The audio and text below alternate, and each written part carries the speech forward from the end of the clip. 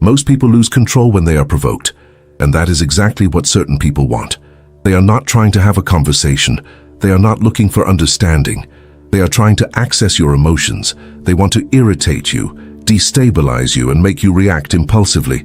Because when someone controls your reaction, they begin controlling you. Maybe you have experienced this before. A sarcastic comment, a provocation disguised as a joke, a sentence carefully aimed at your insecurity, and immediately you feel the urge to respond, defend yourself, or prove the other person wrong. But there is a silent trap in this. The more emotionally you react, the more power you hand over to the person trying to hurt you. Stoicism teaches something deeply liberating. Not every provocation deserves your energy. Not every person deserves access to your peace. And sometimes the strongest response is not winning the argument, but refusing to enter the emotional game. Marcus Aurelius wrote, "You have power over your mind, not outside events." Think about the depth of that. You cannot control people's behavior. You cannot control what they say about you, but you can control something far more important, the way you choose to respond. And this is exactly where most people fail, because provocation works like fire. The more reaction it receives, the bigger it grows. But there is a simple response that completely destroys this emotional game. Attitude 1. Never give them the reaction they expect. Provocative people understand something very well. Impulsive emotions are predictable. When someone tries to provoke you, they usually expect anger, defensiveness, or emotional chaos. It is like an emotional hook. The provocation is simply the bait. And the faster you react, the easier it becomes for the other person to pull you into conflict. Many people spend entire days carrying arguments in their minds because they gave too much power to small provocations. A few words were enough to destroy their peace. Epictetus said that nobody can harm your mind without your permission, and that changes everything, because the real problem is not the provocation itself. It is the emotional space you allow it to occupy. Imagine a fire no longer receiving wood. Slowly it loses strength on its own. That is exactly what happens when you stop feeding certain people with emotional reactions. The conflict begins to die. People who provoke you are trying to access the part of you that still has not learned self-control. They are looking for wounded pride, insecurity, and impulsiveness, because your reaction is the emotional reward for the person trying to hurt you. And the more emotionally mature you become, the more you understand something important. Not every opinion deserves a response. Not every criticism deserves an explanation. Not every provocation deserves your energy. The strong man is not the one who wins every argument. It is the one who remains at peace in the middle of them. But silence alone is still not the most powerful response. Attitude 2. Use a short and calm response.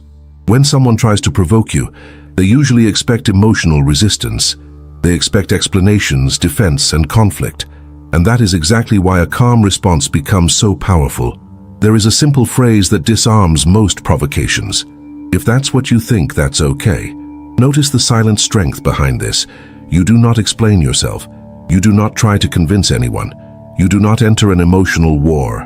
You simply show that your peace does not depend on the other person's approval, and that completely breaks the expectation behind the provocation, because manipulative people survive on emotional reactions.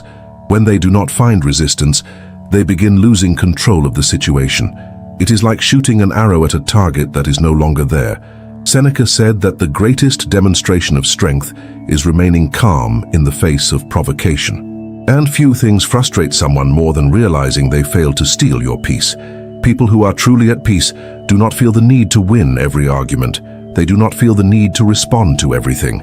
Because emotional maturity also means knowing when silence is more valuable than any explanation. In the middle of the emotional chaos of the world, protecting your peace has become a rare skill. So subscribe now to the channel Stoic Spring, because the more you strengthen your mind, the more you learn to react less, think clearly, and live with serenity. When you stop reacting impulsively, certain people begin realizing they no longer have emotional power over you. Attitude 3.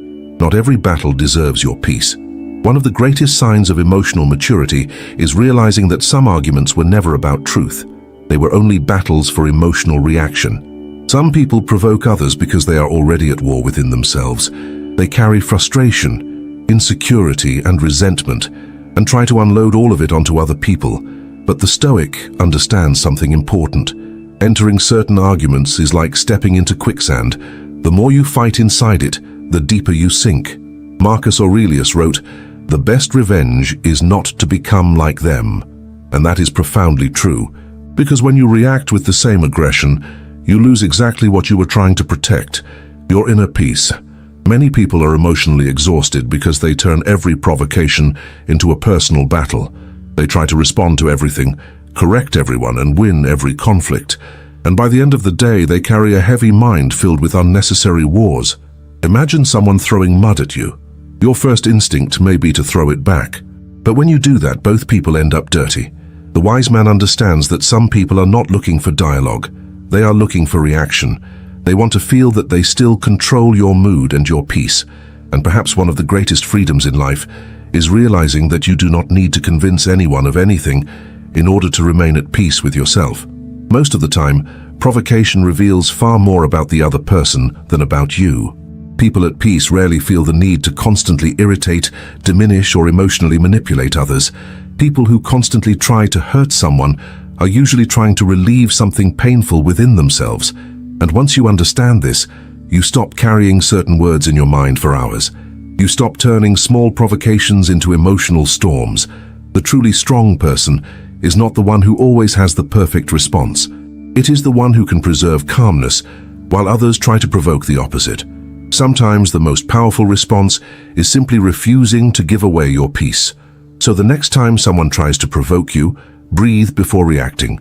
Observe the intention hidden behind the words, and remember that your serenity is worth far more than winning temporary arguments. You do not need to prove strength through anger. You do not need to respond to everything in order to demonstrate value.